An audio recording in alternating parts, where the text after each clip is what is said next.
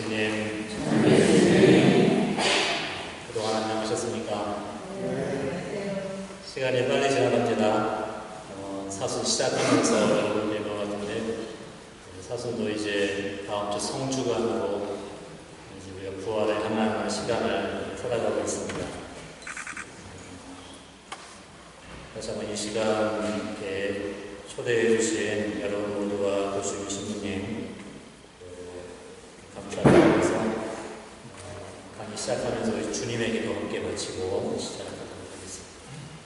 성부와 성자와 성령의 이름으로 아멘. 하늘에 계신 우리 아버지의 이름이 거룩히 빛나시며 아버지의 나라가 오시며 아버지의 뜻이 하늘에서와 같이 땅에서도 이루어지소서. 오늘 저희에게 일용할 양식을 주시고 저희에게 잘못한 일을 저희가 용서하오니 저희 죄를 용서하시고 저희를 유혹에 빠지지 않게 하시고 악에서 구하소서. 아멘. 성부와 성자와 성령의 이름으로 아멘. 참 예수님,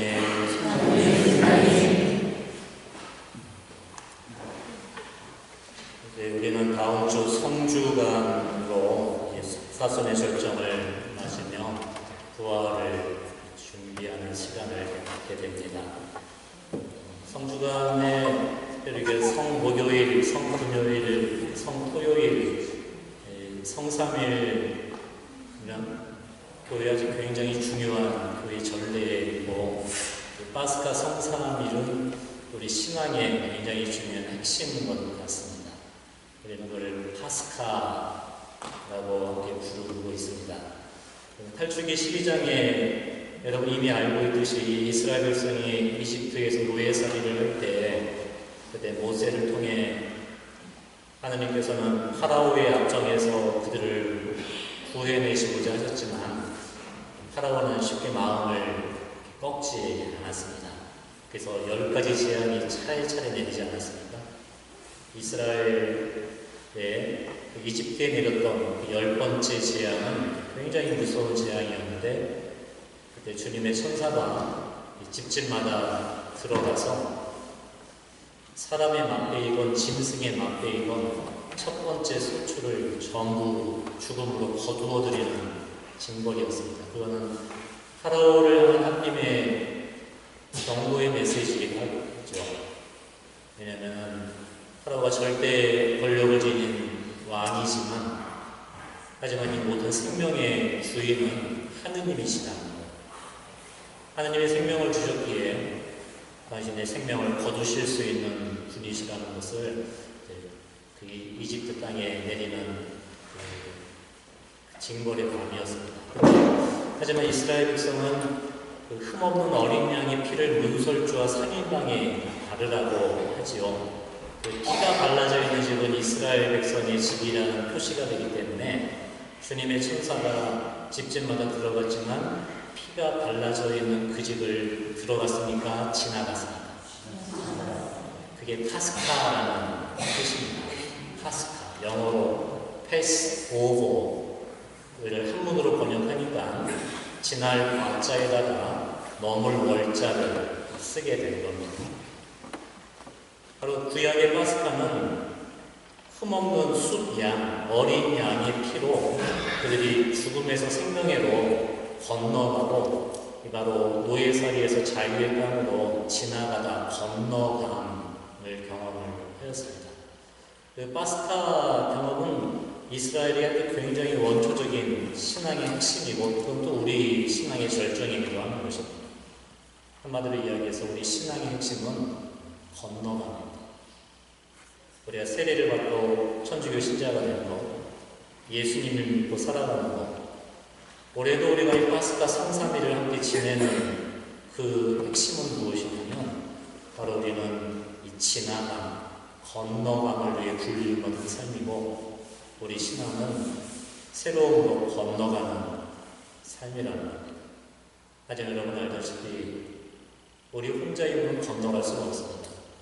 지금 내가 처해져 있는 나의 절망, 내 아픔, 내 두려움, 혹은 나를 붙잡고 있는 많은 죄와 무수히 많은 악습들, 정말 나를 행복하게 만들지 못하는, 나를 절망에 빠뜨리는 슬픔과 또 내 마음속에 있는 미움과 분노와 많은 상처들과 같은 것들, 우리는 하루에도 수십 번씩 이것을 버리고 새로움으로 우리는 건너가고 싶지만 그 건너감은 우리 힘으로 할 수 없는 것입니다.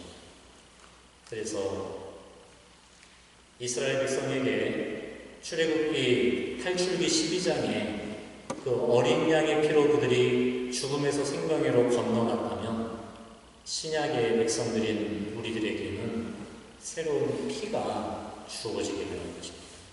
오직 예수 그리스도의 피, 그분의 희생, 그분의 사랑을 통해서만 우리 절망에서 희망으로 건너갈 수가 있습니다. 오직 예수님의 그 사랑만을 통해서 내가 묶여져 있는 많은 악습들에서 우리는 진정한 해방으로 건너감을 살아갈 수가 있게 되는 것입니다. 그래서 예수님께서는 바로 2000년 전 그 파스카 과월절, 바로 그 날에 바로 이 성상, 우리가 기념하고 있는 이 성모요일, 성금요일, 성토요일, 바로 성삼 이름으로 우리에게 주어지는, 지금 나에게 주어지는 새로운 파스카의 약속이고 파스카의 축복이라는 사실일 것입니다. 사실 보면 성목요일, 우리는 성목요일과 성금요일, 성토요일, 부활까지 사흘을 이렇게 생각합니다만은 유다인들의 시간 개념은 우리랑 굉장히 달랐습니다. 우리는 12시를 기점으로, 자정을 기점으로 하루가 나누어지지만 이스라엘의 하루 개념은 언제부터 가느냐면 해가 지면서 하루가 시작이 됩니다. 해가 지면서 하루가 시작이 되어서 해가 지기 전까지 오후 한 4시, 5시까지가 하루의 개념입니다. 자, 성목요일 날 밤 예수님께서 최후의 만찬을 벌이시면서 제자들을 발을 씻겨주시고 사랑의 성사인 성체성사를 제정해 주시죠. 그리고 예수님이 순환이 시작이 되고 성금요일 오후 3시에 돌아가셨습니다. 그것은 우리는 이틀로 생각하지만은 유다인들의 시간, 예수님 시대의 시간으로 보아서는 바로 성목요일 밤부터 성금요일 3시 돌아가시기까지가 이틀이 아니라 하루라는 겁니다. 그날은 어느 날이었느냐? 파스카 축제, 과월절이었던 겁니다. 그 과월절에 예수님께서는 바로 과월절이 시작되는 성목요일에 바로 이 성체성사를 세워주시고 금요일, 우리 시간으로 금요일 오후 3시 과월절이 끝나는 그날 이 파스카의 사랑을, 구원을 완성해 주셨던 거죠. 그렇게 보면 십자가는 우리가 사순시기 동안 바라보았던 그 십자가는 우리에게 고통이 주어진 자리가 아니고 십자가는 우리에게 사랑의 선물이 주어진 자리인 것입니다. 우리가 이 세상을 살아간다는 것의 의미가 무엇일까? 정말 우리가 이 세상에 태어나서 죽기까지 우리 인생의 의미는 무엇일까? 그것은 우리가 이 세상이 우리의 목적지가 아니라 우리도 하나의 건너감의 시간, 지나감의 시간을 살아가고 있다는 것입니다. 우리가 세례를 받고 하느님의 자녀로 태어났지만 세례를 받고 우리가 곧바로 천국을 살아가는 것은 아니지 않습니까? 이스라엘 백성도 마찬가지였습니다. 이스라엘 백성이 그때 파스카를 경험하며 홍해 바다를 마른 땅을 밟고 그 노예의 땅에서 자유의 땅으로 건너갔지만 그 파스카의 날 이후 바로 약속의 땅에 들어간 것이 아니라 그들은 40년의 광야 생활을 하고 있습니다. 40년의 광야 생활. 어쩌면 우리가 살아가고 있는 이 시간은 바로 그 40년의 그 광야 생활과 같이 우리의 세상이라는 이 시간을 건너감의 시간을 살아가고 있다는 겁니다. 하지만 중요한 사실은 탈출기에 보면 하느님께서는 이스라엘 백성을 그냥 홀로 너희들이 알아서 약속의 땅으로 찾아가라고 말씀하셨던 것이 아니었습니다. 거기에는 아주 중요한 두 가지 상징적인 하느님의 현존이 함께하고 있었습니다. 그것은 무엇이냐면 그 사막이라는 농사를 지을 수도 없고 안정적으로 음식을 제공받을 수도 없는 사막이라는 곳을 40년을 건너가는 동안 하느님께서는 낮에는 구름 기둥으로 그들을 앞서 걸어가셨고 그들이 밤에 도적대의 습격을 받을지 동물의 공격을 받을지 모르는 사막 한가운데에서 잠을 잘 때 하느님께서는 밤에는 불기둥이 되어 그들의 짐을 지켜주셨다라는 그 탈출기의 내용입니다. 바로 낮에는 구름 기둥으로 그들이 가야 할 길을 앞서 걸어가시고 밤에는 그들을 지켜주시는 불기둥으로 그들과 함께 하셨던 이 두 기둥은 이스라엘 백성이 40년의 광야 생활을 건너가는데 함께 하셨던 하느님의 현존과도 같은 것이었습니다. 신앙은 파스카입니다. 건너감입니다. 하지만 그 건너감은 우리 혼자 힘으로 건너가는 것이 아니라 그 파스카에 예수님이 주셨던 두 가지 선물, 그건 예수님의 두 가지 유언 속에 담겨져 있는 우리를 향한 사랑의 선물이 마련된 시간이 바로 예수님의 파스카의 날이었습니다. 여러분 유언의 의미 아실 겁니다. 한 사람이 세상을 떠나기 전에 나의 진심을 담아서 남겨놓은 것이 유언이고 예수님은 제자들에게 그리고 우리들에게 두 가지 유언을 남겨주셨습니다. 첫 번째 유언은 파스카가 시작되는 우리 시간의 성목요일 밤 최후의 만찬에서 그들의 발을 씻겨주시며 제자들과 함께 이렇게 말씀하셨습니다. 받아 먹으라. 내 몸이다. 이 잔을 받아 마셔라. 새로운 계약을 맺는 너희의 모든 죄를 사해줄 새로운 계약을 맺는 내 희생의 피다. 너희는 나를 기억하여 이를 행하리라. 바로 성체성사는 예수님이 우리에게 주신 유언과 같은 것입니다. 이건 내 몸과 같은 것이다. 내 몸과 비슷한 것이다. 혹은 내 몸처럼 여기고 빵을 먹어라라고 말씀하신 것이 아닌 예수님은 하느님의 말씀으로 선언해야 하신 것입니다. 내 몸이다. 내 피다. 그것은 창조 때 주 하느님께서 빛이 생겨라 하자 빛이 생겼듯이 말씀으로 세상을 창조하신 하느님께서는 당신의 그 말씀으로 바로 이 빵과 포도주가 당신의 몸이요 피라는 것을 바로 그 말씀의 힘으로 성체성사를 세워주셨다는 것입니다. 성체는 우리를 향한 예수님의 유언입니다.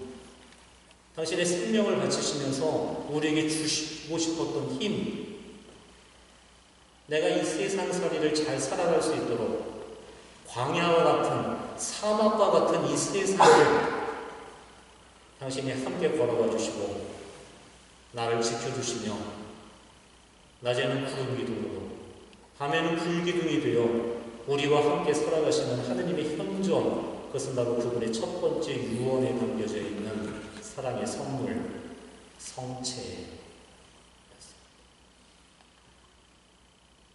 그리고 파스카의 날이 저물기 전에 오후 3시 예수님께서 돌아가시기 전에 우리에게 두 번째 유언, 우리에게 마지막 유언을 주셨습니다. 그 사랑하는 어머니를 제자에게 맡기신 것이었고, 그리고 그것은 또한 성모님에게 하셨던 예수님의 유언이었습니다. 요한복음 19장 25절부터 27절의 그 말씀을 들을 때 우리는 인간적으로 이렇게 생각할지도 모르겠습니다. 예수님이 외아들이시니까 당신이 돌아가시고 나면 홀어머니인 마리아 혼자 남으니까 성모님이 불쌍해서 당신의 어머니가 안타까워서 제자에게 어머니를 맡기셨구나라고 생각할지 모르겠지만 성경에 보면 순서가 있습니다. 그 첫 번째 순서는 여인이시여 이 사람이 어머니의 아들입니다. 사랑하는 제자 요한, 당신이 사랑하는 제자 요한을 대표로 당신이 사랑하시는 모든 영혼을 당신의 어머니에게 맡기셨습니다. 그리고 나서 제자에게 이분이 너의 어머니시다. 그것은 바로 아직도 주님을 믿지 못하고 있는 제자들, 주님을 사랑하고 싶지만 두려움 때문에, 아픔 때문에, 죄 때문에 흔들리고 있는 바로 우리들의 믿음, 부족한 우리들을 예수님께서는 어머니에게 맡기셨다. 그것은 마치도 당신의 어머니에게 신뢰와 사랑으로 가득 찬 말씀을 건네시는 것과 같았습니다. 사랑하는 어머니, 당신이 예수를 믿음으로 받아주셨듯이 당신이 예수를 키워주셨고, 어머니 당신께서 이 예수와 함께 이 십자가의 길을 끝까지 걸어와 주셨듯이 사랑하는 어머니, 내 사랑하는 제자들을 당신에게 맡깁니다.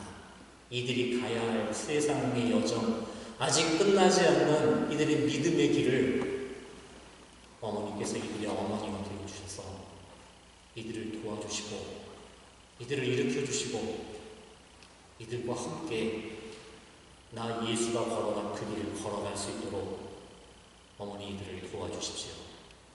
여인이시여, 이 사람이 어머니 아들입니다 라고 성모님에게 제자를 맡기셨다는 것, 성모님에게 우리 모두를 맡기셨다는 것, 그리고 제자에게 이렇게 선언하셨습니다. 이분이 너의 어머니시다. 성체와 성모 마리아는 예수님의 유언 속에 담겨져 있는 사랑의 선물입니다. 어떤 성사와 성모 마리아라는 존재는 우리가 어떤 공경해야 될 대상으로만 주어진 것이 아니고, 내가 어떻게 해야 할 숙제로 주어진 것이 아닌 바로 그것이 우리를 향한 사랑의 선물, 바로 이 두 사랑의 선물에 의지할 때 온전한 또 다른 파스카의 희생 제물이신 예수님의 그 성체 성사를 통해, 그분의 피를 통해 이제 우리가 새로운 건너감의 시간을 우리는 살아갈 수 있게 된 것입니다. 건너간다는 것은 어떤 과정을 생략한다는 것은 결코 아닙니다. 이제 다음 주에 있을 성삼일 전례를 한번 생각해 보십시오. 성금요일, 원래는 오후 3시에 전례가 있는데 우리 시간 편리상 밤에 순환 예절을 합니다만, 원래 순환 예절은 금요일 3시입니다. 예수님 돌아가신 날 3시에 금요일에 죽음이 있고, 그리고 성토요일, 성삼일 중에 성토요일은 아무런 전례가 없습니다. 미사도 없고 고해성사도 없고, 왜 1년 365일 가운데 유일하게 성토요일 하루 아무런 성사가 집전되지 않는 이유가 무엇이겠습니까? 그날이 예수님이 어떻게 되신 날이기 때문에, 돌아가시고 묻히신 날이기 때문에, 이 지상에 그 유일하게 살아계시지 않았던, 돌아가셨던 날. 그래서 성토요일은 제자들에게는 절망의 시간이었고, 어둠의 시간이었고, 아무런 희망이 없는 두려움과 무서움의 시간이었습니다. 금요일이 죽음에서 성토요일에 어둠이 있었고, 그리고 토요일 밤, 바로 안식일인 토요일 다음 날, 바로 이른 새벽 그 밤에 예수님께서 부활하신 그 주일의 그 부활이 함께 자리하고 있죠. 금요일의 죽음에서 일요일의 부활 사이에 있는 성토요일의 의미를 우린 이번 성주간에 또 한 번 묵상해야 됩니다. 우리 성토요일을 그냥 이제 밤에 있을 부활 성회를 준비하는 시간으로만 알고, 이렇게 성당에서 꽃꽂이 하거나 청소하거나 부활주 그리거나 하면서 시간을 보냅니다만, 2000년 전의 성토요일은 어둠과 절망의 시간이었습니다. 아무런 희망이 없는, 빛이 사라져버린, 그들이 믿었던, 의지했던 예수님이 안 계신 그 절망과 어둠의 시간. 하지만 2000년 전의 성토요일 유일하게 기도하셨던 분이 계셨고, 깨어 있으셨던 분이 계셨고, 예수님의 부활의 약속을 믿고 간절함으로 그 시간을 견디고 계셨던 분이 계셨습니다. 그분은 누구셨을까요? 성모 마리아셨습니다. 그래서 우리가 토요일을 성모 신심의 날로 이렇게 매주 토요일을 기념하는 이유가 바로 이 토요일에 성모님의 그 믿음, 그리고 성모님의 고통, 성모님의 아픔을 위로해드리고 어머니의 그 믿음을 우리가 본받기 위해 우리 토요일을 성모님의 신신의 날로 지내는 이유는 바로 파스카 3, 3일의 성토요일과 같은 시간입니다. 건너간다는 것은 금요일에서 토요일을 생략하고 일요일로 건너간다는 것이 아닙니다. 파스카, 건너간다는 것은 이 성토요일의 시간을 살아내는 것이고 견디어내는 것이고 기다린다는 것입니다. 어떤 수학자가 아주 재미있는 설명을 해줬습니다. 숫자들에는 고유한 개념들과 뜻이 담겨져 있다는데 숫자 1은 시작의 숫자입니다. 그것은 절대성을 상징하는 숫자입니다. 그렇기 때문에 1이라는 것은 하느님께 속한 숫자입니다. 그리고 숫자 3, 굉장히 신비로운 숫자입니다. 우리가 보통 물체가 서 있기 위해서는 다리가 필요하죠. 다리가 보통 4개가 필요하지만 3개만 있어도 중심과 균형을 잡을 수가 있습니다. 3이라는 숫자는 굉장히 신비로운 숫자입니다. 사실 우리나라 사람들은 3을 굉장히 좋아합니다. 가위바위보를 해도 3세판을 하지 않습니까? 그 1번과 3이라는 숫자는 바로 하느님께 속한 어떤 의미 있는 숫자인데 그 수학자라는 말이 2번은 별 의미가 없는 숫자랍니다. 그런데 우리에게 2가 별 의미가 없지만 2가 중요한 이유가 무엇이냐? 2번이 존재하지 않는다면 1에서 3으로 건너갈 수가 없게 됩니다. 지금 여러분이 살아가고 있는 시간은 어떤 시간입니까? 1번과 같은 절대성을 지닌 시간입니까? 3번과 같이 신비롭고 아름다운 시간입니까? 아닙니다. 우리 대부분의 삶의 시간은 2번과 같은 시간을 살아가고 있는지도 모르겠습니다. 아무리 생각해도 이해가 되지 않나요? 왜 나에게 이런 고통이 주어져야 되는지, 왜 내가 지금 이러한 아픔을 겪어야 되는지, 나는 열심히 노력했는데, 난 열심히 기도했는데, 나는 이것을 바라지 않았는데, 지금 내가 살아가고 있는 것은 어떤 무미건조하고 어떤 의미를 찾아볼 수 없는 2번과 같은 그런 삶을 우리가 살아가고 있을 때가 아주 많습니다. 하지만 그 시간이 우리에게 중요한 것은 무엇입니까? 바로 2번과 같은 사막을 건너가는 것 같은 그 어렵고 힘든 그 시간을 파스카의 두 선물, 바로 이스라엘 백성에게 낮에는 구름 기둥으로 밤에는 불 기둥으로 함께 하셨던 하느님의 사랑이 오늘날 우리에게 2번과 같은 이 시간에 성체성사를 통하여 우리의 어머니이신 마리아를 통하여 하느님의 사랑이 우리와 함께하고 계신다. 그때 우리는 이 시간을 다시 한번 살아낼 수가 있는, 하느님을 믿고 희망할 수가 있는, 이 시간을 살아내는 것, 그것이 건너갑니다. 건너간다는 것은 우리의 어떤 부족함과 아픔을 없애버린다는 의미가 아닐 것입니다. 그걸 뛰어넘고 그것을 생략해낸다는 것이 아니라 지금 내가 바라보고 때로는 도망치고 싶고 외면하고 싶고 부정하고 싶은 나의 시간을 나 혼자는 견디지 못하지만 성체 안에 나와 함께 계시는 예수님의 사랑 안에서, 우리와 함께 하시는 성모님의 사랑 안에서 우리는 그 사랑에 의지하여 이 시간을 살아내는 것, 그것이 우리가 살아야 할 파스카의 의미가 되는 것입니다. 성체와 성모 마리아는 바로 파스카의 날에 주어진 예수님의 유언에 담겨져 있는 당신의 사랑의 선물입니다. 그것은 우리가 어떤 물질을 주셨다기보다도 예수님께서 받아 먹으라 내 몸이다.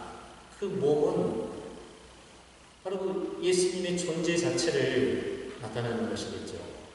여러분, 기원 후 500년경에 500몇십 년이었을 겁니다. 그때 이태리 동부 쪽에 가면 란치아노라는 작은 수도지가 있습니다. 거기에서 성체 기적이 일어났었어요. 그 바실리오의 수도회에서 수사신부님이 지하 경담에서 혼자 미사를 집전하고 계셨는데 미사 중에 이런 생각이 들었습니다. 진짜일까? 예수님이 내 몸이다, 내 피다라고 말씀을 하시는데 믿기는 하지만 아무리 봐도 빵이고 아무리 보아도 포도주의 모습인데 정말 예수님의 살과 피로 변하게 되는 것인가 그 의심이 들었습니다.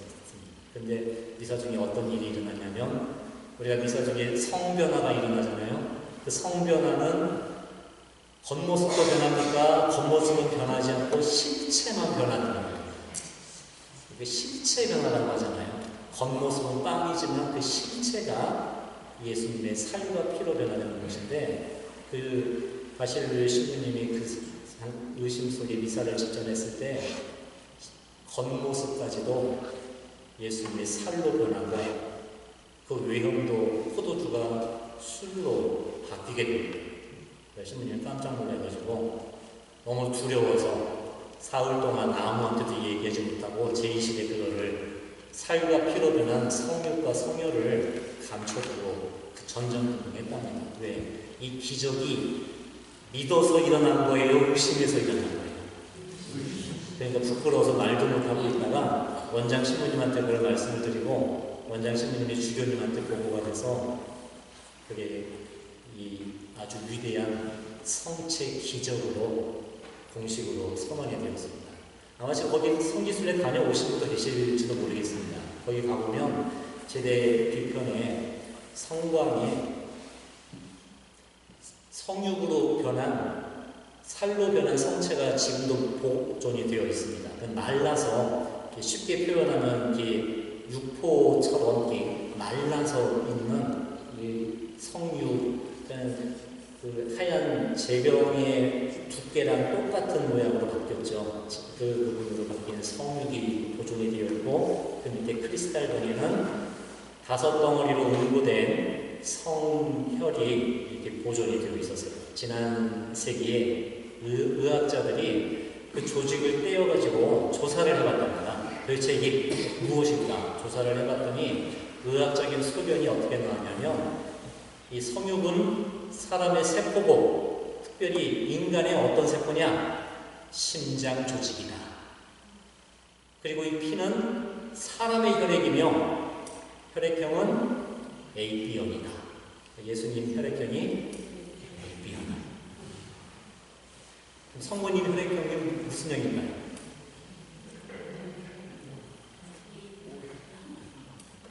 예수님은 아버지가 안 계시잖아요. 그래서 당신의 몸과 피는 바로 마리아에게서 받으신 거였어요.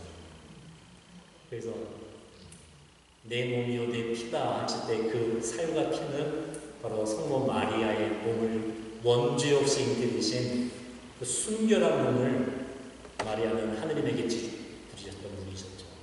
하여간에 바로 받아 먹으라 내 몸이다 하고 내어주실 때 우리는 예수님의 심장을 받아보십니다. 십자가에서 창에 찔리신 예수님, 왜 거룩하신 하느님이 왜 고통을 받으셨는가? 왜 그분이 상처 입으셨는가? 그것은 바로 당신의 상처를 열어 우리에게 그 심장을 주시기 위함이죠. 그 심장. 이분이 너의 어머니시다. 성모님을 우리에게 주셨다는 의미는 무엇이겠어요? 어머니의 마음, 어머니의 사랑, 어머니의 그 심장을 우리에게 주신다. 성체를 영할 때 우리를 향해 뛰고 있는 예수님의 사랑의 심장을 병들어 있는, 죽어 있는, 뛰지 못하는, 숨쉬지 못하는, 차갑게 얼어붙어 있는, 죽음, 죄로 인해 죽어 있는 내 심장을 다시 살리기 위해 예수님은 파스카의 희생 제물이 되셔서 우리에게 당신의 새로운 심장을 내어주십니다. 여러분, 2010년도에 호주에서 실제로 있었던 일이 있습니다. 어떤 일이 있었냐면 2010년 3월 25일이라고 전해지는데 그때 호주 산부인과에서 한 산모가 이 쌍둥이 자매를 미숙아로 먼저 이렇게 낳은 거예요. 그런데 안타깝게도 태어난 지 2시간 만에 의사들은 그 쌍둥이 미숙아를 살리려고 했지만 둘째 아기가 숨을 거두게 되었습니다. 그래서 엄마가 의사한테 제 마지막 부탁입니다. 죽은 아이와 작별 인사를 하게 해주십시오라고 청을 드렸고, 의사가 싸늘하게 죽은 둘째 아기를 엄마 품에 안겨줬어요. 엄마는 그 아기에게 입을 맞추면서 이렇게 인사를 했답니다. 아기야, 이 엄마 심장 소리가 들리지? 난 널 사랑했단다. 내가 너를 처음 임신했다는 소식을 듣는 순간부터 이 엄마의 가슴은 사랑으로 고동치고, 아기 9달 동안 내가 뱃속에서 너를 안고 있었던 그 몇 달 동안, 그 시간 동안 이 엄마는 기쁨과 감동과 사랑으로 있는 이 엄마의 사랑은 너를 향해 있었단다. 그러면서 아기를 꼭 껴안으며 아기야, 이 엄마 심장 소리가 들리지? 난 너를 사랑한단다 하며 작별 인사를 하고 있었어요. 그러고 있었는데 정말 죽었다던 그 아기가 갑자기 손이 움직이더니 엄마의 손가락 하나를 꼭 붙잡더랍니다. 아기가 살아난 거예요. 그러니까는 그 기적과 같은 일이 전 세계 외신의 타전이 되었는데, BBC 방송은 참 아름다운 기사를 썼습니다. 그 헤드라인 기사 내용이 무엇이었냐면, 엄마의 사랑의 심장이 죽은 아이의 심장을 다시 뛰게 하였다. 그래서 기사 내용이 이런 내용이었습니다. 우리는 기적을 보았습니다. 기적이 무엇입니까? 사람의 가슴과 가슴이 만났을 때, 그걸 번역하면 심장과 심장이 만났을 때 기적을 일어납니다. 오늘 우리는 예수님의 성체 성사를 영합니다. 파스카 성목요일에 우리를 위해 내어주신 그분의 사랑의 성사, 이 성체를 영할 때 예수님은 우리에게도 말씀하십니다. 사랑하는 내 아들아, 내 딸아, 이 예수의 심장 소리가 들리냐? 난 너를 사랑한단다. 사랑하는 내 자녀들아, 사랑하는 내 벗들아, 사랑하는 내 제자들아, 이 예수의 사랑의 심장 소리가 들리느냐? 성체 성사를 통해 바로 우리를 향해 뛰고 있는 그분의 사랑, 우리를 향해 우리를 품에 안고자 스스로 상처 입으신 그분의 심장을 우리가 함께 영하게 되는 것입니다. 영성체의 순간에 우리는 성체가 내 입으로 들어가는 것처럼 보이지만, 영적인 눈으로 볼 때 성체가 내 입으로 들어가는 것과 동시에 영성체는 내가 성체 안에 들어가는 시간입니다. 내가 예수님을 모시는 시간이며, 예수님은 상처 입으신 창에 찔리신 당신의 심장을 열어 우리를 받아주시는 시간입니다.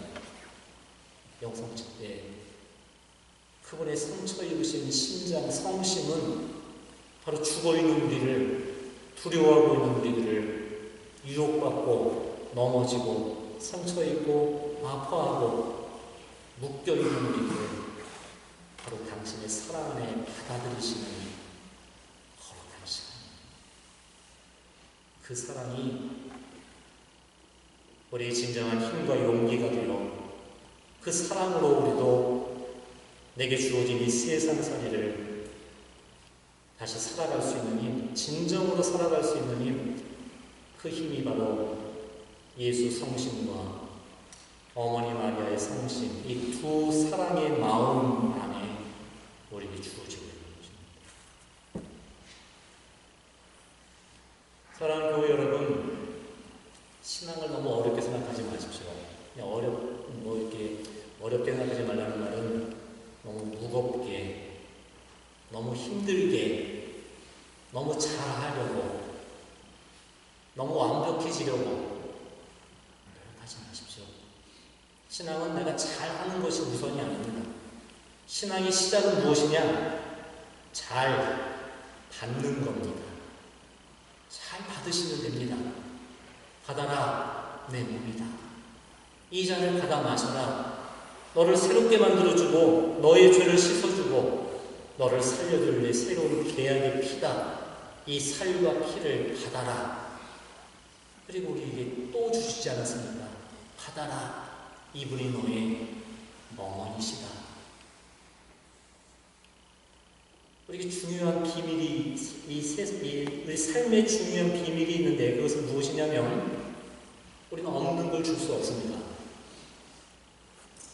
우리가 사랑을 하려고 노력하지만 사랑이 안 되는 이유는 내가 누군가를 정말 용서하고 받아들이게 하지만 그 용서의 마음이 잘 일어나지 않는 이유는 내가 그걸 쥐어짜서 나올 수 있는 것이 아니라 우리의 사랑이 없고 진정한 용서의 체험이 아직 없기 때문인 것입니다. 그래서 예수님께 가야 됩니다. 그분의 사랑을 받아야 주님이 주시는 그 사랑을 받아야 그 사랑으로 우리 가족들을 사랑할 수 있는 것이고 주님이 베풀어 주시는 용서를 받아야 내가 용서받았다는 체험, 용서받았다는 감사로 나를 힘들게 했던 이들을 우리가 조금이라도 용서하면서 요구 노력하는 그 삶을 우리가 살아가게 되는 것입니다. 파스카는 우리에게 주어진 사랑의 선물이 주어진 시간이고 그 선물이 주어진 자리입니다. 받아라. 예수님께서 당신 자신을 주고 싶어서 그래서 당신의 피를 흘려주시고 우리는 그리스도의 피를 통해 그분의 그 사랑의 구원을 통해서 이제 다시 한번 우리는 이 파스카의 시간, 나에게 주어진 이 성토요일과 같은 빛이 보이지 않는 이 시간, 절망밖에 보이지 않는 것과 같은 이 시간을 우리 성모님과 함께 우리가 견디어낼 수 있는, 지금을 살아갈 수 있는, 그때 우리는 이 지금을 통해 부활로 건너가게 되는 것입니다. 파스카, 건너가는 과정을 생략하는 것이 아니라 그 과정을 살아내는 것입니다. 왜냐하면 우리는 지금을 살고 있지 못합니다. 우리는 얼마나 많은 시간 동안 가족끼리 함께 살아가지만 지금 있는 그 사람을 만나기보다도 우리는 과거의 그 사람을 바라보고 우리는 과거에 느낀 삶을 살아갑니다. 지금 내가 바라보고 있는 우리 가족 누군가를 바라보는 것이 아니라 10년 전, 20년 전 나를 아프게 했었던 그 기억 속에 우리는 살아갑니다. 과거의 상처, 과거의 두려움, 과거의 미움과 분노, 그 과거의 부끄러움 속에 우리는 묶인 채 살아갑니다. 혹은 내일에 대한 두려움이나 내일에 대한 허황된 욕심 속에 우리는 살아갑니다. 하느님은 지금 여기 계시는데 우리는 여전히 과거에 묶여있구나. 혹은 내일에 대한 두려움과 욕망 속에 살아가기 때문에 우리가 하느님을 만나지 못하는 거죠. 하느님이 나와 함께 계시지 않아서가 아니라 내가 하느님과 함께 있지 않기 때문에 그렇습니다. 그래서 우리는 지금으로 돌아가야 됩니다. 바로 지금. 그것이 파스카의 신비입니다. 파스카는 과거가 아닙니다. 파스카는 영원한 현재. 그것이 바로 십자가의 의미가 되는 것입니다. 한 자매님이 저에게 와서 이런 질문을 한번 하신 적이 있었습니다. 저는 이제 친구가 개신교 신자인데 그 개신교 신자가 하는 말이 성당에 있는 십자가하고 개신교 예배당의 십자가하고 차이가 있지 않습니까? 무슨 차이가 있습니까? 성당의 십자가는 예수님이 계시고 개신교 예배당에는 예수님이 안 계십니다. 그 개신교 신자가 하는 말이 여보게 예수님 십자가를 못 박혀 돌아가셨고 희생되셨지만 예수님 부활하셨잖아. 예수님 승천하셨잖아. 예수님은 승리하셨잖아. 그런데 왜 천주교 신자들은 부활하셨고 승천하셨고 악과 죄에서 승리하신 예수님을 왜 아직도 십자가에 못 박아두고 있느냐고 묻더랍니다. 그러니까 몰라서 저한테 와서 물어보았는데 저도 그런 점을 처음 들어봐가지고 여러분 모르면 물어야 됩니다. 그래서 예수님한테 갔습니다. 보니까 정말 그 말이 그럴듯한데 예수님 부활하셨는데 예수님 승천하셨고 이 세상의 모든 악과 죽음을 이기신 분이신데 왜 아직도 거기에 계십니까? 라고 이렇게 예수님한테 묻고 있었습니다. 그때 예수님은 시몬에게 물으셨던 것처럼 저에게도 물으셨습니다.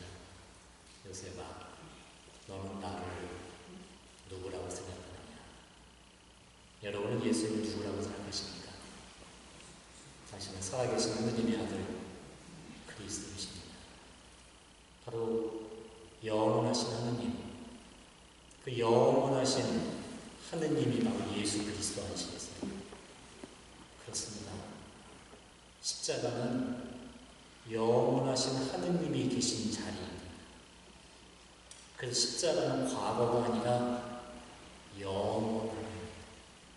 영원하다는 건 어떤 과거 미래의 시간이 아닌 영원한 지금, 영원한 현재의 사건이 되는 것입니다. 만약에 십자가가 과거라면 우리는 지금 우리의 고통을 설명할 수 없습니다. 예수님은 죄를 이기셨는데, 악을 이기셨는데, 우리를 위해 순환 받으셨고 이 모든 죄와 모든 고통을 없애셨던 분이신데 왜 나는 아직도 고통받고 있고, 왜 나는 아직도 이 슬픔에 잠겨있고, 왜 나는 아직도 이 십자가라는 내 삶의 십자가에서 벗어나지 못하는가? 십자가가 과거라면 지금의 나의 고통을 우리는 설명할 수 없습니다. 하지만 십자가가 영원한 사랑, 영원한 지금, 영원한 현재의 신비라면 바로 내 고통 속에 지금도 함께하고 계시는 그리스도의 희생, 그분의 사랑을 조금 깨달을 수 있게 되는 것입니다.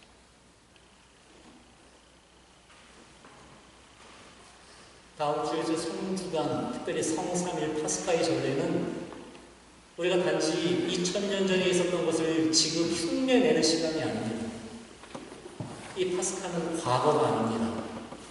왜냐하면 파스카는 영원하신 하느님의 사건이기에 파스카는 영원한 지금의 사건이고, 지금 나를 위해 여전히 지금도 당신을 희생하시고 우리를 위한 사랑의 제물로 바쳐주시는 그리스도의 영원한 사랑이 파스카입니다.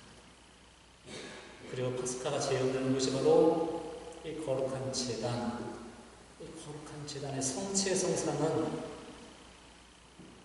그러니까 우리 한계를 지닌 우리들의 개념으로는 영원이라는 것을 우리는 잘 이해가 안 되죠. 우리는 과거, 현재, 미래라는 그 시간의 단절성 속에서 우리가 살아가지만 하나님은 시작도 마침도 없으신 영원하신 하느님이라는 그 영원성을 우리의 개념으로는 도저히 이해할 수가 없는 겁니다.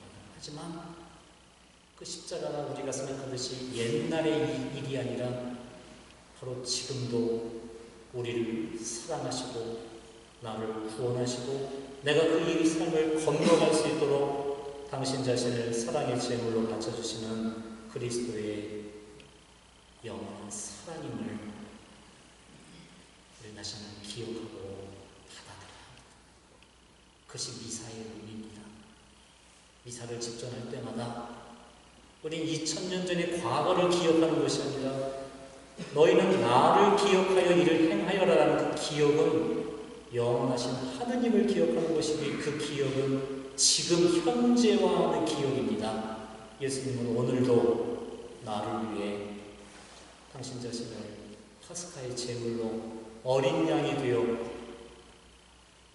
또 한 번 죽어주시고 희생하심으로써 나를 살려주시는 분이심을 우리 파스카라는 이 시간을 통해 알게 되는 것입니다.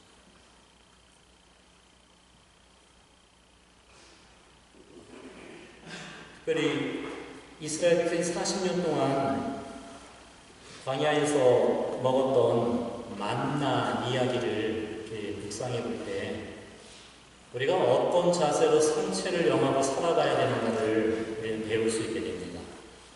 탈출기 16장, 그 광야에서 이스라엘 백성이 먹었던 만나 이야기가 나옵니다. 그것에 보면 하나님께서 이른 아침 해가 뜨기 전에 들판에 이슬이 내리듯이 만나를 내려주셨다고 합니다. 그리고 그 만나를 거두어드리는 유일한 조건은 뭐냐면 아침 일찍 일어나 얼마만큼 거두어드리라고 말씀하셨어요. 하루 먹을 만큼, 일어날 양식, 하루 먹을 만큼. 해가 뜨면 녹아서 사라집니다. 그리고 하루 먹을 만큼을 거두어드리라고 했는데 사람들은 혹시 모르잖아요. 내일 하나님이 깜빡 잊어버리고 만나 안 주실 수도 있으니까 내일 것까지 거두어 드리는 사람도 분명히 있었습니다. 어떤 사람은 매일 아침 일어나는 게 귀찮아요. 그래서 나는 신선한 거 안 먹어도 되니까 한 3, 4일치 미리 거두어 들였다가 늦잠 자야겠다 한 사람도 있었어요. 그런데 하루가 지나면 남은 만나는 어떻게 되었다고 합니다. 썩어서 먹을 수 없게 되었던 것이에요. 그래서 그들은 어쩔 수 없이라도 하루 먹을 만큼 거두어드리고 혹시 남으면 그거를 내일을 위해 남겨두었어요? 비워두었어요? 비워두었어요. 그러한 훈련을 40년 동안 한 거예요. 1년 365일, 안식일 50일 빼고 310일이라고 칩시다. 40년 곱하기 310, 12,400번을 훈련을 한 거죠. 12,400번. 그때 이 12,400번의 만나 체험을 통해서 그들이 뼛속 깊이 새겨진 믿음은 무엇입니까? 우리는 하나님께 불충해도 하나님은 우리에게 충실하신 분이십니다. 우리는 하나님을 잊을 수 있지만 하나님은 우리를 잊지 아니하시는 분이시라는 것. 하나님은 우리에게 주신 약속을 지켜주시는 분이시다. 바로 그것이 이스라엘 백성 마음속 깊이 새겨져 있는 거예요. 그때 그들은 이른 아침 그릇을 들고 만나를 거두어 나갑니다. 사람들은 집집마다 자기 집에서 그릇을 들고 나아갔어요. 그 그릇은 다 달랐을 겁니다. 뭐 부자들은 금 그릇을 가지고 나갈 수도 있을 것이고, 어떤 사람은 못새 그릇, 혹은 나무로 만든, 혹은 질그릇으로 만든 어떤 볼품없는 그릇일 수도 있어요. 다양한 그릇은 많지만 하느님이 원하신 그릇이 있었어요. 만나를 담아야 할 그릇. 그 그릇은 어떤 그릇이냐? 깨끗이 비워진 빈 그릇. 성체를 영원한 우리 마음과 마찬가지예요. 내 직업이 무엇이냐? 내 재산이 얼마냐? 내 학력이 어디까지 공부했냐를 바라보시는 것이 아니라, 내가 금 그릇이냐, 은 그릇이냐, 노쇠 그릇이냐, 사기 그릇이냐가 중요한 것이 아니라 하나님께서 원하신 그릇은 비워진 그릇, 빈 그릇. 우리가 하나님 앞에 들고 나아가야 할, 오늘도 성체를 영하면서 우리가 준비해야 될 내 마음은 하나님 앞에 빈 마음이 되어야 되는 것인데, 그 빈 마음은 무엇을 의미하는 것일까요? 하나님 앞에 우리가 거짓이 없는 진실함을 들고 나아가야 된다는 것입니다. 그러면 하느님 앞에 우리의 진실은 무엇이겠습니까? 사제복 속에 있는 나의 진실, 여러분이 가지고 있는 여러분의 진실, 하느님 앞에 우리 모두의 진실, 그것은 우리 모두가 죄인이고, 우리 모두가 병든 이들이고, 우리 모두가 하느님 자비 없이는 살아갈 수 없는 불쌍한 존재라는 것. 우리 모두가 더러워졌고, 우리 모두가 깊은 상처받은 아프고 병든 영혼들이란 사실 아니겠습니까? 그것이 하느님 앞에 유일한 진실 아니겠습니까?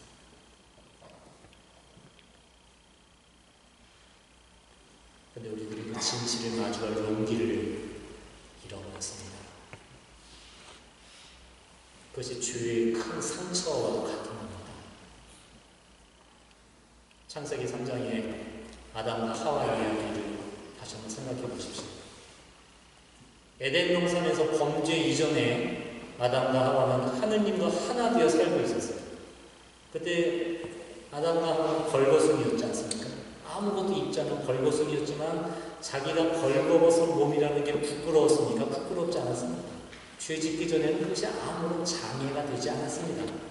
하지만 범죄 이후 그 죄를 짓고 난 후 이 죄는 우리에게 깊은 상처와 두려움을 안기는데, 그때 하느님 발자국 소리가 들리자 아담과 하와가 취했던 행동은 뭐냐면 나무 뒤에 숨는 거였습니다. 아담아, 너 어디 있느냐? 제가 나무 뒤에 있습니다. 네가 왜 나무 뒤에 숨어 있느냐? 제가 알몸이라 부끄러워했습니다. 네가 알몸이라 누가 알려주었느냐? 네가 선악과를 죄는 우리 안에 깊은 두려움과 상처를 하면서 우리가 우리가 하느님 앞에 나의 진실을 들고 나아가지 못하게 만듭니다.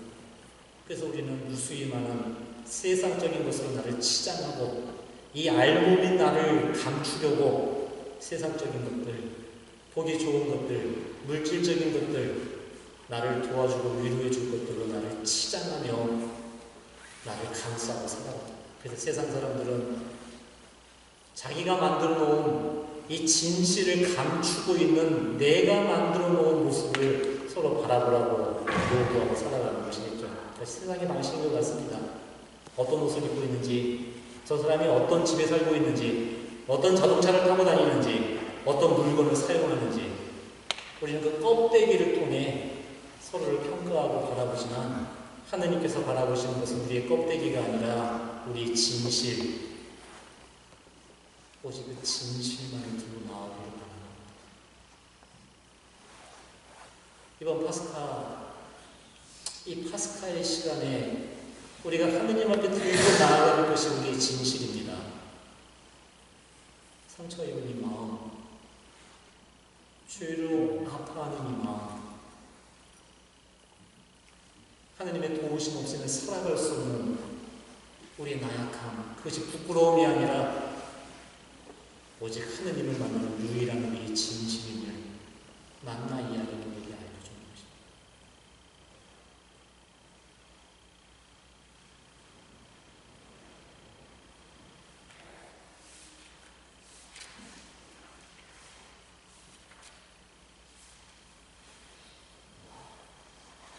천상 양식인 성체를 모시는 우리의 자세에도 이와 같을 것입니다. 그래서 예수님께서도 십자가에서 당신 자신을 비우셨던 바로 그 성체는 우리의 진정한 가난의 신비를 우리에게 알려주십니다. 여러분, 성체를 영할 때 우리 예수님으로부터 힘을 받고 싶고 내게 필요한 어떤 능력을 받고 싶은 마음도 솔직히 있을 겁니다. 하지만 성체를 영하는 우리가 제일 먼저 만나는 것은 그리스도의 가난을 우리는 만나게 됩니다. 그리스도의 가난. 십자가에 달려 계신 예수님께 유다인들은 외쳤습니다. 내려와 보라고, 힘을 보여달라고, 능력을 보여달라고, 당신이 메시아라는 표징을 보여달라고, 힘과 능력과 표징을 요구했지만 예수님께서 보여주신 것은 당신의 침묵, 겸손, 당신의 가난. 그 신학적인 용어로 말하는 예수님이 자기 비움, 케노시스라고 불리는 바로 그 가난이 성체를 통해 우리에게 주어지는 그분의 사랑의 선물입니다. 왜냐하면 예수님의 가난을 가난한 마음으로 만나야, 이 진실한 마음으로 만날 때만이 바로 마음과 마음이 만났을 때, 심장과 심장이 만났을 때 놀라운 변화라는 기적이 일어난 것처럼 이 파스카의 신비는 우리로 하여금 이 깊은 겸손과 가난의 신비로 우리를 초대하고 있습니다.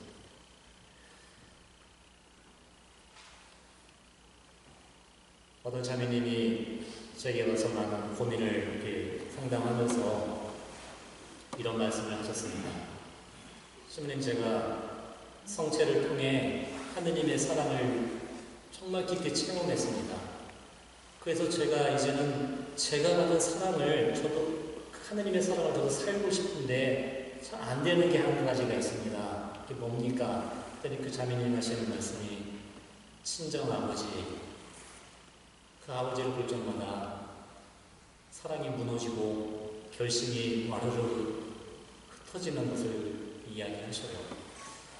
그 자매님 하시는 말씀이 어린 시절부터 아버지한테 학대받고 매맞고 딸이라는 이유도 학교도 안 보내시고 아버지는 늘 술과 도박에 젖어 계셔서 집을 돌보지도 않고 나가 계시다가 집에 들어와서 또 그렇게 폭력 행패하시고 또 뭐 들고 나가시고 하는 그 모습 속에서 소식이 없던 아버지가 나중에 다 늙어서 딸 집을 찾아오셨대요.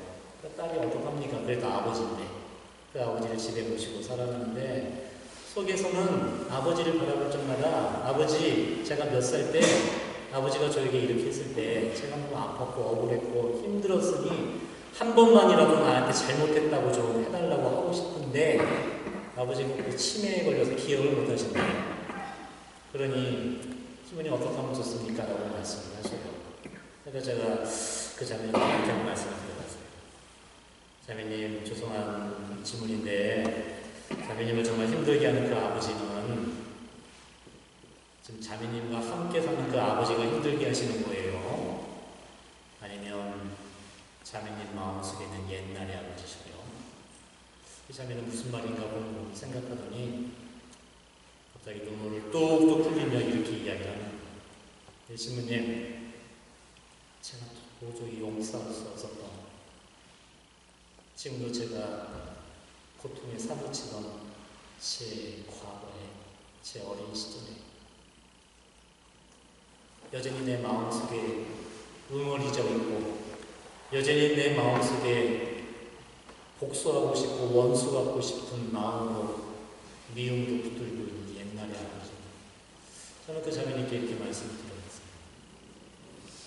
자매님, 성체 앞에 가보세요. 예수님께서 자매님을 만나고 싶어 하셔요. 그리고 이제 자매님 마음속에 가지고 있었던 그 아버지를 이제는 예수님께 봉헌해보세요. 드려보세요. 예수님이 당신 두 손에 받고 싶어 하셔요. 그 단순한 자매님은 이 사진을 읽고 성당을 찾아갔어요. 텅 빈 뻥뻥한 성당 맨 앞에 감실 앞에 앉아 그 감실을 바라보며 끊임없이 기도를 드렸죠. 아버지, 예수님 제 아버지를 당신께 맡깁니다. 봉헌합니다. 당신께 드립니다. 당신께 돌려드립니다. 받아주십시오.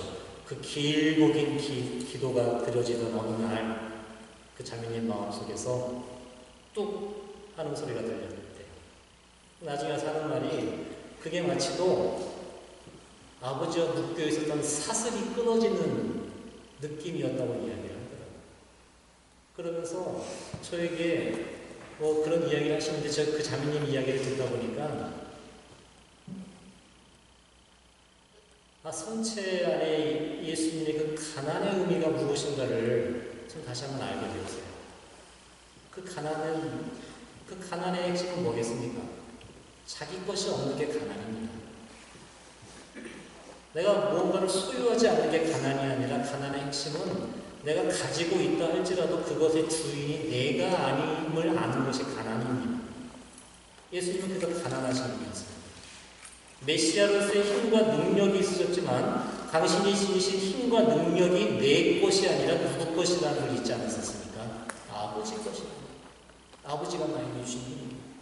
아버지가 나에게 주신 권한이고 아버지가 내게 맡겨주신 것이라는 것, 이 모든 것을 내 것으로 주장하지 않으신 것이 바로 그리스도의 가난입니다.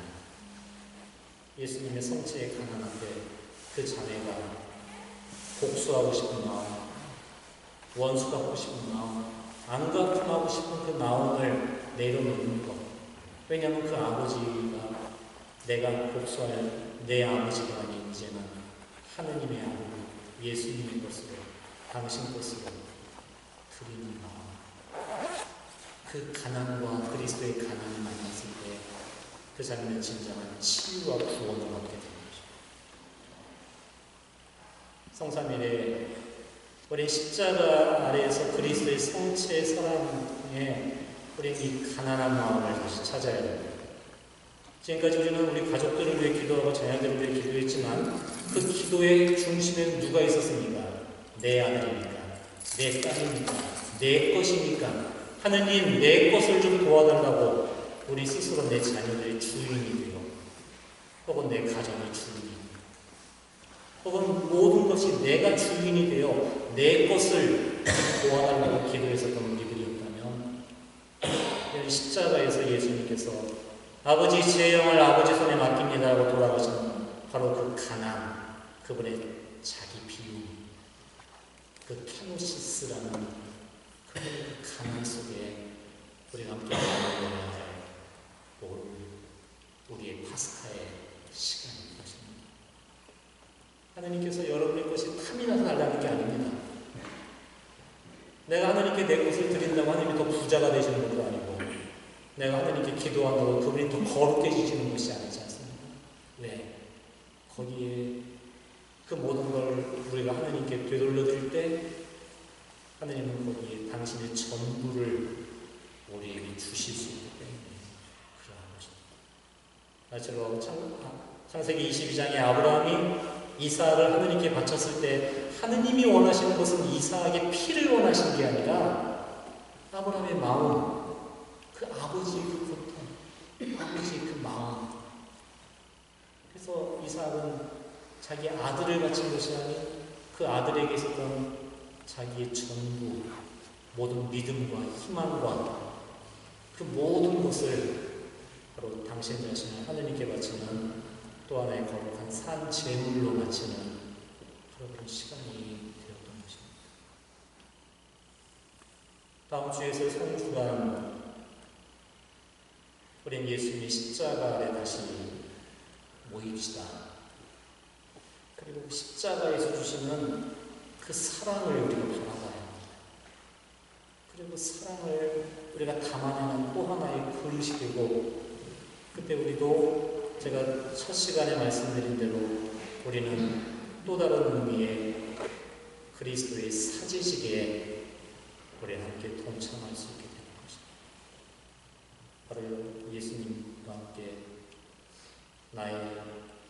나 자신을, 우리 가족들을 위한, 이 세상을 위한 새로운 사랑의 제물로 바로 우리를 바치는, 그것이 우리가 드리는 진실한 마음. 지금까지 내가 스스로 나를 감추고 있었던, 혹은 내 부끄러움을 감추기 위해 또 나 자신을 완벽하게 만들기 위해 가지고 있었던 내 힘을 내려놓는 것, 그것이 가난이고, 그때 하나님이 우리의 진정한 힘이 되어주신다는 것을 십자가와 파스카는 우리에게 알려주는 것입니다. 예수님의 사랑과 또 성모님의 사랑이 올 한 해 이 거룩한 파스카의 시간에 또 우리와 함께 되어주실 것입니다. 그리고 성모님께 그 제자들이 그분을 자기 집에 모셨던 것처럼 이제 우리도 성모님을 요한복음 19장 27절의 말씀처럼 그때부터 제자는 그분을 자기 집에 모셨다라는 말을 우리가 살아가야 합니다. 자기 집이란 우리 집 안방에 모신다는 게 아니고 거실에 성모상을 모신다는 게 아니라 내 마음에, 나의 삶 속에 그분을 어머니로 받아들일 때 성모님은 우리가 또 다른 성체의 삶을 살아갈 수 있도록, 우리가 또 하나의 성체가 되어 예수님이 우리를 안아주셨듯이 내 아픔과 우리의 상처를 열어 가난한 이들, 고통받는 이들, 절망에 빠진 이들을, 두려워하고 있는 이들을 우리가 함께 안아줄 수 있는 삶을 우리가 살아갈 수 있게 되는 겁니다. 영성체 때 내가 성체를 영하는 것만이 아니라 내가 성체 안에 들어가는 것처럼 이제 우리들의 삶도 다른 이들, 우리의 고통과 아픔 속에, 우리의 그 사랑 속에 그들을 안아주고 함께 해줄 수 있는 우리는 또 하나의 성체가 되어 이 세상을 살아갈 수 있을 것입니다. 성체 안에 계신 예수님께서 여러분 모두를 축복해 주시고 여러분의 그 사랑에 함께 해주시기를 저도 기도드립니다. 지금까지는 내가 사랑하려고 했고 내가 용서하려고 했다면 이제는 예수님의 성신, 어머니와 이 사랑의 심장을 갖고 이제는 그리스도의 사랑으로, 성모님의 사랑으로 우리 가족들과 이웃들을, 그리고 나 자신을 새롭게 사랑할 수 있는 그런 거룩한 시간 되시기를 기도드리겠습니다. 용기를 내시고 희망을 가지십시오. 아무런 빛도 보이지 않는 절망이라 할지라도 그 시간을 어머니께서 오늘도 함께 기도해 주고 계시고 성취 안에 계신 예수님께서 우리와 함께 그 시간을 견뎌주고 계십니다. 그 사랑으로 우리가 건너가게 될 것입니다.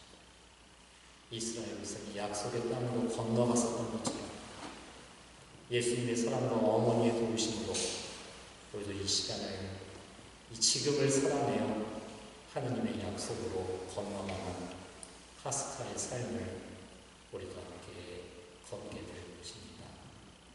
아멘. 영광의 성부와 성자와 성령께